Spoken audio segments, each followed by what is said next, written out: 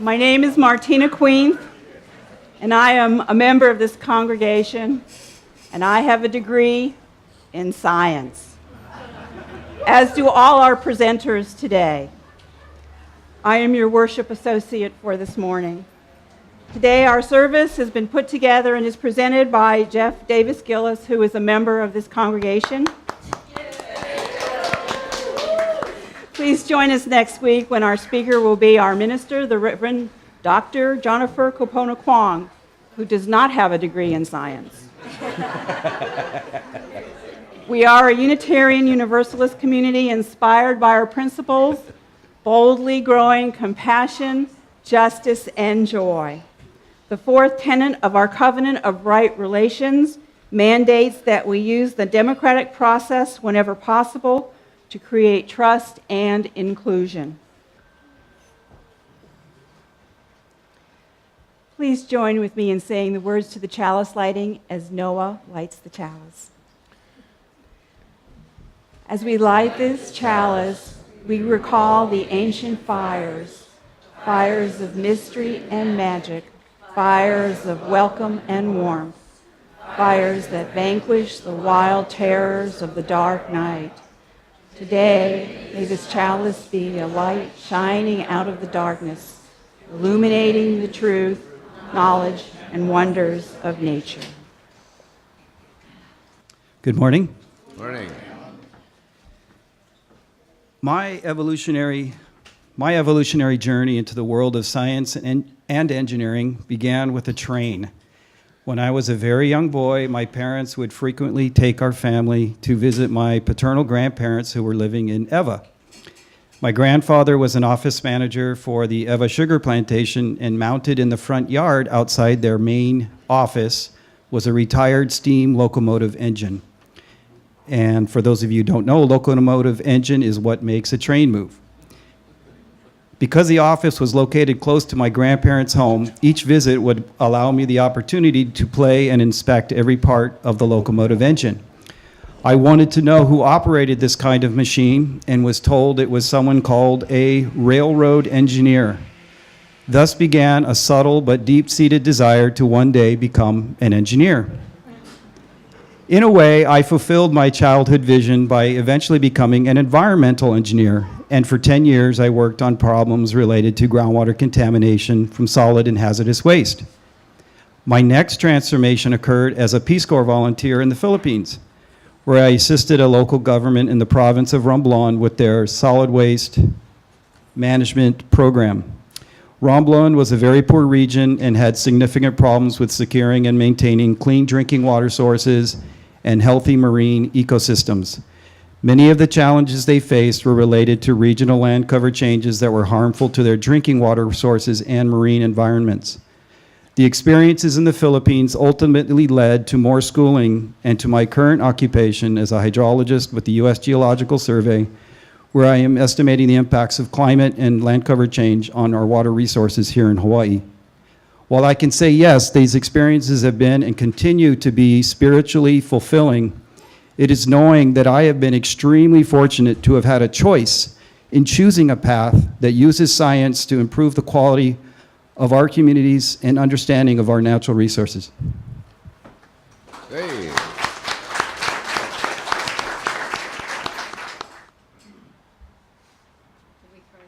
It's scaring me. Sorry. The ontogeny of a science lover, or it is really fun knowing how things work. I am Charlotte, and I love science.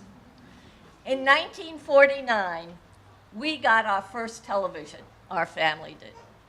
Big wooden box, tiny, tiny screen.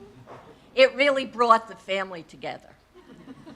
So what did they show on television in the 50s? They showed movies. And as a young child, I saw movies about Louis Pasteur, 19th century scientist who discovered how to make cow's milk safe to drink. And we call that pasteurization. And he also saved the wine industry in France. Thank you, Louis. When he discovered that it was bacteria ruining the wine. There was a film about Madame Curie, who discovered radium, a radioactive substance.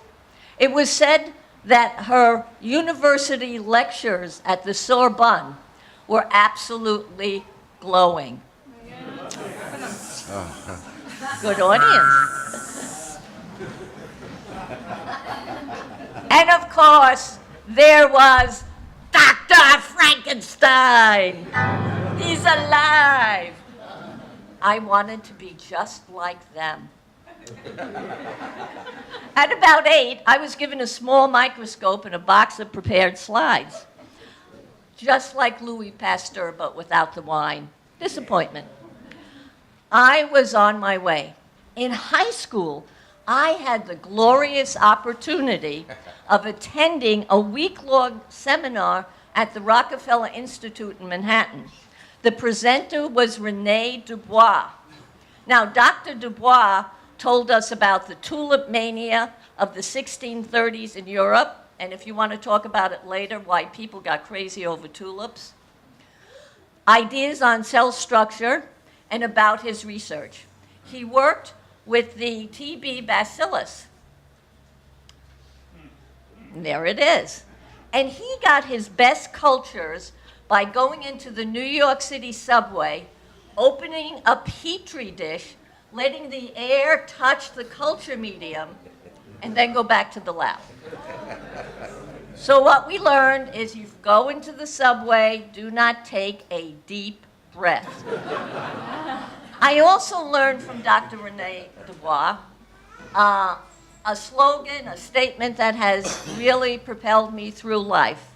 And it is attributed to Louis Pasteur, and that is, chance favors the prepared mind. And we all have about the same amount of luck. But if your mind is prepared, if you're ready for it, you can take advantage of the good luck and then forget the bad luck. Now, college was marvelous. Talk about glory days. It was the 60s, and we were just beginning to learn about things like DNA, deoxyribonucleic acid, the stuff in genes. Now, my genes, of course, were encoded, as your genes are, for your characteristics. Mine are for blue eyes and blonde hair. In fact, they've recently found out that gene for blonde hair is called the L'Oreal gene. Very wonderful gene, wonderful gene. And RNA, ribonucleic acid, that has lots and lots of functions, and we're always finding out more. And then ATP, the one on the bottom, which is the energy molecule.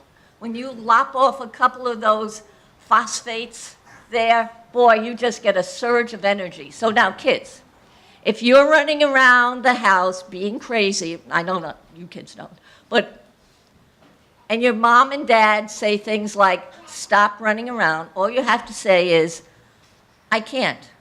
They just lopped off another phosphate off my ATP, and I got some energy. And you know, we show those macromolecules in these skeletal ways so we can see what the atoms are. And I'm not even going to do the Eve jokes anymore, but see what the atoms are. But in reality, these macromolecules are, well, you know how when you go to the box of Christmas lights in early December and it's a big mess because somebody unwisely just dumped them in last Christmas? Well, that's pretty much the way these macromolecules are. They're all turned around each other, and they're just not lying there saying things like, oh, come and see my covalent bond. They're pulsating. There's energy raging through them, waiting for the right enzyme to come along and do things. And I remember my first biology course, and the teacher said to us, how can you tell a male chromosome from a female chromosome? Pull down its genes.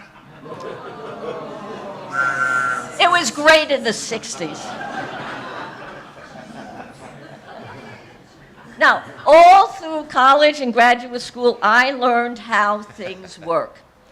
Certainly, we don't know everything, and in some areas, we're beginning to get bits of understanding. Yet we continue to get sublime glimpses into the workings of the cell, into the workings of the atoms, into the workings of the universe. And what we do know is that there is a profound and glorious complexity in everything. And the more we know, the more there is to know. And the more that is discovered, the more we understand, the closer we get to that marvelous, to that divine perception of who we are in this universe. And the more our souls, that part of us, are enlivened and enhanced, enriched and ennobled. So beautiful children, learn all you can about science and also about literature and philosophy and art and music. Discover how things work. Be curious, and you too will have a life filled with grace as you reach towards the sacred. Live long and prosper.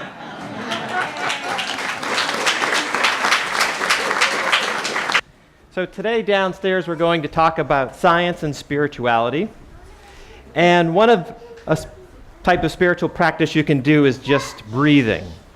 So let's all take a nice deep breath, everyone. And exhale. Now we've just exchanged some air or some ha with everyone in this room.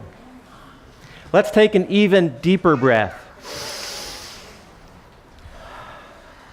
Now we've exchanged breath with everything we see out our windows, the trees that make the oxygen for us to breathe that we give back as carbon dioxide. How about another deeper breath? Really deep this time.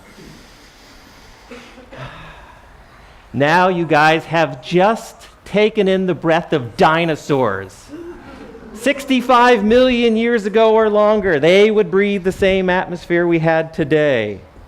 So maybe that's why you run around so much and go, roar. How about one more breath? Even a little deeper this time. Now we're back to about 2.2 billion years ago when our atmosphere finally got enough oxygen for beings that take oxygen and use it for their energy source so that they could live. Before that, there wasn't enough oxygen, and there were different, simpler life forms. So that breath was for all the simple bacteria that made our oxygen, our atmosphere that we have today. So that was our spiritual side of science. And now for the more sciencey side of science. We all just came off the crazy Easter season. I boiled a bunch of eggs. And I wasn't thinking. I mixed the boiled ones with the unboiled ones. Look at that. Look at this. Now, can you guys, we're going to use the scientific method here. And Don may have to do some cleaning up. We'll see. So, I don't know who I gave what kind of egg to because I didn't know what was in here in the first place. And we could just break a bunch of eggs, and that would be kind of messy and a bit wasteful. So we have this observation. We have eggs. Don't break them. And in science, oftentimes, we want to solve a question. This time, which eggs are boiled, which eggs are not. How can we come up with a way to test, a hypothesis, that would tell us which eggs are boiled and which eggs are not? Owen, I saw your hand first. Let me...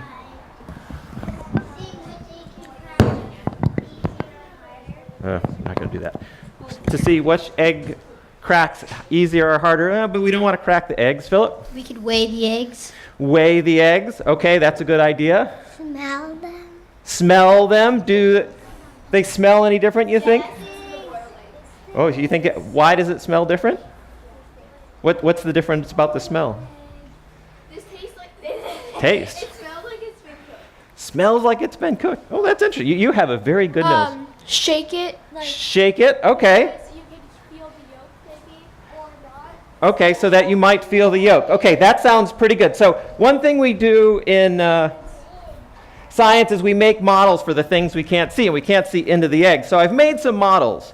So this one is a model of a hard-boiled egg. It's just gelatin, it's solid. You can spin it. Okay, so, and this is my model, a water balloon filled egg. A little leaky. And let's spin it, as you say. So I'm going to spin my water-filled egg. These are all water-filled eggs. And what do you notice? Whoops, sometimes they crack open. They don't spin very well. That one spins pretty good. So now let's try our modeled hard-boiled egg. These guys spin better or worse? Better. Much better. And so if we take your eggs and we spin them up here, we should be able to tell with luck. Whoops. Sometimes there's some luck in science. Which one? So spin your egg. That one doesn't spin so well, I don't think. So, but let's see this one. That one doesn't spin. Oh, that one spins really good. Look at that guy go. That one's like an ice skater. All right. Let's do one at a time so they don't crack. So that one's probably not boiled. What do we got? That one looks. That one's hard boiled. Mine was wrong. You can tap that. We'll see. You can tap that. So I'm not going to crack. That one looks like a good spinner. So we got at least 2 good spinners here. And now we're going to test our hypothesis. So another fun way to use a friend, to open an egg, if you make a small hole on the top and a big hole on the bottom, you can blow it out at your friend. No. I don't want. Oh, it didn't. Oh, it slipped out of my hand. Daddy, can I try? Need a trumpet player to do this. There we go. Egg shell. All right. You can eat them.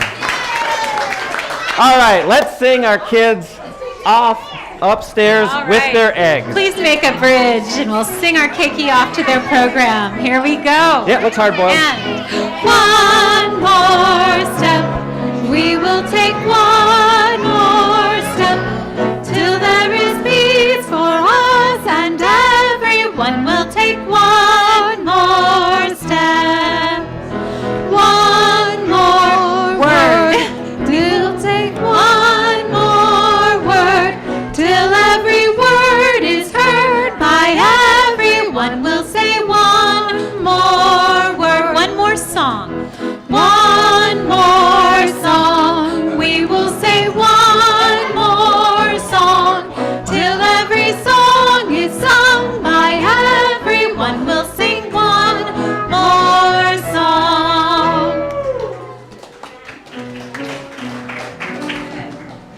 I don't know how you follow a science demonstration.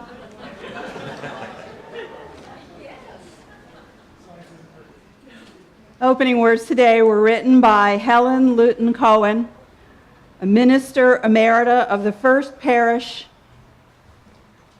Lexington, Massachusetts. Unitarian Universalism espouses a belief that everything belongs. Science has uncovered enough about biochemistry and genetics to show us that we belong together within the human family, among primates, among all living things, among the stars.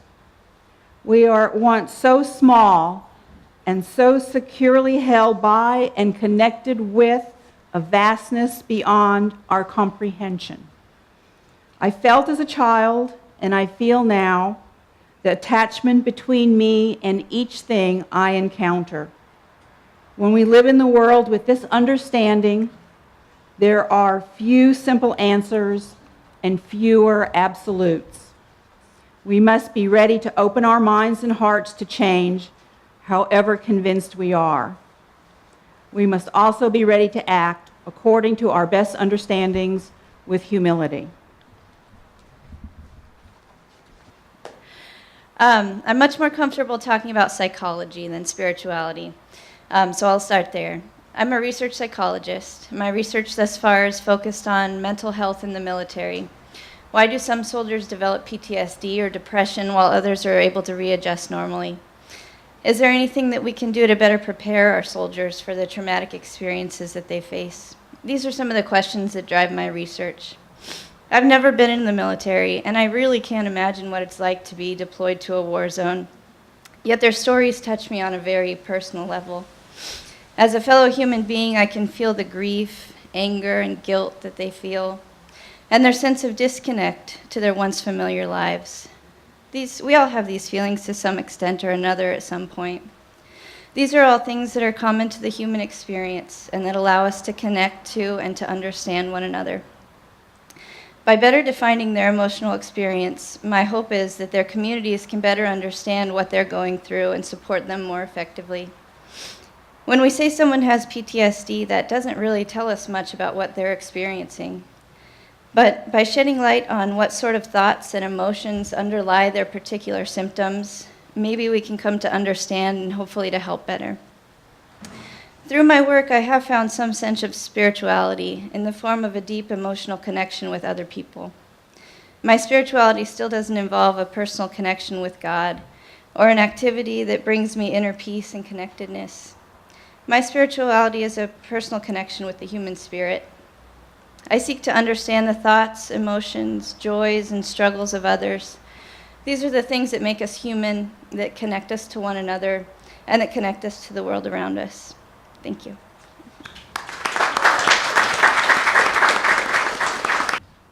To be an ecologist is to live in a world of wounds. Those are not my words. Does anyone know who wrote them? Aldo Leopold, the man whose spiritual awakening occurred as he approached a dying wolf, a mother he had shot in the name of game animal management. As he looked in her eyes, he saw something deeper and more profound than just an animal that preyed on game animals that he was sent and professionally trained to promote. To me, his statement is probably one of the most profound spiritual insights of the 20th century, at least for me as a scientist. Note that he did not write, "To study ecology is to discover the many ways that humans have altered, damaged, or destroyed the world's ecosystems." That's a scientific statement. What he wrote was a profoundly human and spiritual statement, but he did it from the standpoint of a fully human scientist. And so for me, that's really what drives and motivates my work as someone who raises, cares for, and manages trees, knowing that someday they may be cut down and used for some useful product like a podium here, or the floor, or the paper on which today's program was written. I think a Buddhist, however, would easily recognize the profound concepts of impermanence and suffering in Leopold's words. But of course, it's not a pessimistic statement, but rather it's a call for engagement to heal the wounds of the world as a scientist and as a fully spiritual human. And that's what drives and motivates my work as well. Thank you. From the words of Carl Sagan. From this distant vantage point near Saturn, the Earth might not seem of any particular interest. But for us, it's different. Consider again that dot. That's here, that's home, that's us. On it, everyone you love, everyone you know, everyone you ever heard of, every human being who ever was, lived out their lives.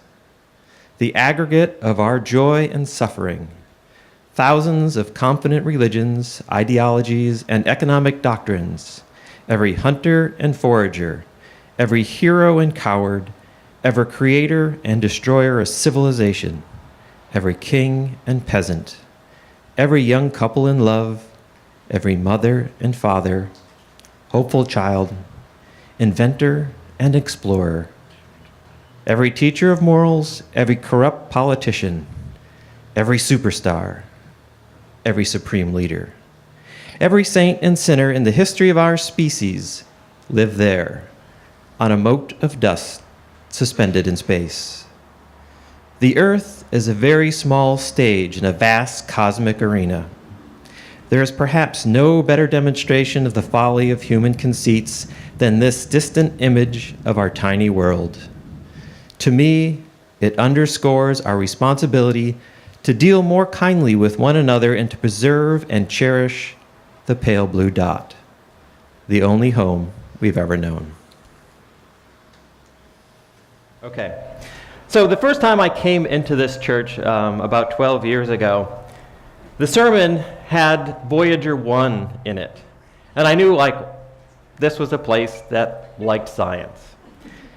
So today what I want to talk about is the connection between science and spirituality, which I should...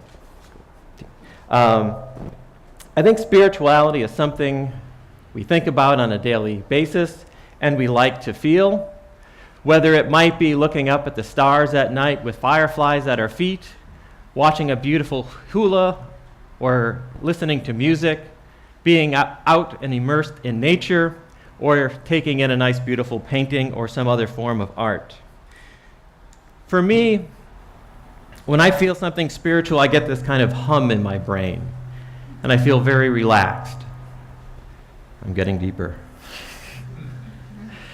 I feel a nice calmness, a peacefulness, a connectedness, a great energy like I feel right now, and my skin will go electric and even my spine.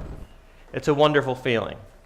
And some of this came up in reading a few books recently, The Varieties of a Scientific Experience, The Universe in an Atom, and The Brief History in Time. And it caused me some deep reflection and some revelations that I wanted to share with you in 5 main questions. One is, what is the connection between science and spirituality? Where do we come from as humans? How I see the divine? What are my spiritual practices? And the meaning of life. And I'm going to try and do this in 10 minutes. Or less. So, a lot has been written on this topic, and I'm going to beg for your indulgences. Today I'm going to give you my thoughts, my impressions, and my feelings. The aim is that you'll see better how science and spirituality are connected, at least from a scientist's perspective, but I also hope to give you a new window with which to view nature and the science around you. And then the pervasive idea, the takeaway message that I want you to have is that I hope to see us all better connected together with everyone in this room, everyone outside this room, and even nature. So, guess we're still here. So, who can experience science? As we saw this morning with the group in front of us, kids under about 8 or 10 are the best. They're naturally inquisitive, they're exploring their world, they're constantly doing different experiments. For me, I'm lucky enough, I get to work in a cathedral where we do science over at UH Minot. I get to conduct my own experiments. But beyond that, I get to do reading. I get to read my National Geographics, my Smithsonian, science articles in the newspaper. I like to go to museums. I like to do little thought experiments, sometimes with the kids, sometimes just wondering how things work. I also just like to be in nature and explore nature. All of these things anyone can do, not just science. So I encourage you all to try some of it if you haven't. There's an idea that spirituality and science aren't connected. But to me, science is very compatible with spirituality. Yeah, a little lower. Maybe too low. A little higher. To me, science has a profound source of spirituality. We talk about these vast distances, not only in thousands or millions of light years, but billions of light years we measure our universe. That's my key for this. We have identified so far over 4,600 exoplanets or extrasolar solar planets. These are planets that orbit stars in our Milky Way galaxy. I'm going to cut this. Do you want to use the hand? This one? And you can just hold on to it. Go line. There you go. Elvis has left the building. So 4,600, too live, 4,600 planets that orbit other stars. Some in the right distance that they may be Earth-like in that they have water on their surfaces. So we've taken Earth from being the center of our solar system, our center of the universe, to a little planet that orbits kind of an average star, to now one of over 4,600 other planets just within our local Milky Way area. Whoops, I don't want to go forward. And that's just our Milky Way galaxy. One galaxy in billions of galaxies, hundreds of billions of galaxies that are out there. And then we also talk about the immense period of time, or passage of time. Our solar system has been around for 4.5 billion years. But our universe has been around for longer, almost 14 billion years. That's an incredibly long time. What happened in that 10 billion years of time? We'll get to in a minute. So, science has this neat duality of making us humble and at the same time character building. We can look up at the stars and we can feel a little bit disconnected with them. They're so far away. They're these bright, perfect spheres of light, but science has brought them down to Earth because these stars, over that 10 billion years between the starting of our universe and the starting of our solar system, stars went through their life cycle, and in that time they created all the elements of the periodic chart. All the elements in you, and the air, and the plants outside came from the belly of stars that lived and died billions of years ago. The next humbling experiment or experience is evolution. Evolution has taken us from a special creation, favored creation of the prime mover, and taken it to where we're part of a bigger whole. Evolution has made us the sum of a long series of chance sequences that happen that have led up to human beings, us, and who knows where it will go from there. We look at the human, and that connects us as an evolutionary process to everything in the world around us, both current and even past. We look at the human genome and we see that there are infinitesimally small differences between each of us. And we can trace our origins back about 80,000 years ago to Africa. That's home. That's where we come from.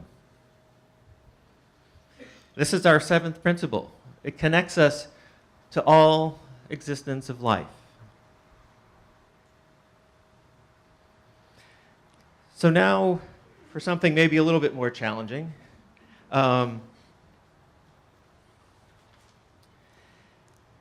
As a scientist, I live in a reality that I can observe, that I can measure, that I can experiment with. I don't live in a reality that I can't prove. To me, science is an evolutionary relationship with nature. We see that early on, there were large gaps in our knowledge about nature, and religion filled in those gaps. As science has improved and our knowledge of nature has improved, those gaps have shrunken and become much smaller. So for me, the divine is in the natural laws of science. Whether you're a theist of any religion or an atheist, no matter what continent you come from, you agree and affirm that these laws must be obeyed. They're not arbitrary. These laws, like the gravitational laws, relativity, thermodynamics, these are laws that are to be obeyed. And in that humanity of everyone agreeing that these things occur, it actually brings us, in my mind, together. And this theory will be tested with our relationship with the TMT. So what is the meaning of life? It's often thought that for a meaningful life you need to have religion or a God, because in serving that God it gives you meaning. For me, I don't see that I have to have this outside force or God that has control or destiny over my life. For me, I like to have the ability to choose. I see that one of the wonderful things in life is that ability to choose and create meaning in my life. So I can make it profound by choosing well-guided path, working to help the lives of others around me, working to make us all more connected, enjoying simple pleasures like my time here on life, or my time here on earth, and enjoying and loving my family. So in summary, as a community of Unitarian Universalists, we are connected by evolution to the world by our seventh principle. As we can all agree that the laws of gravity exist, perhaps we can see this as a common point that we can all agree, and we might use this as our point from which we talk about God. And being pro-choice, let's choose a meaning of life that improves the community around us. With a united common goal, we can do great things. And for those of you who tweet, I think a well-meaning life is one that is guided by love but supported by knowledge. Thank you.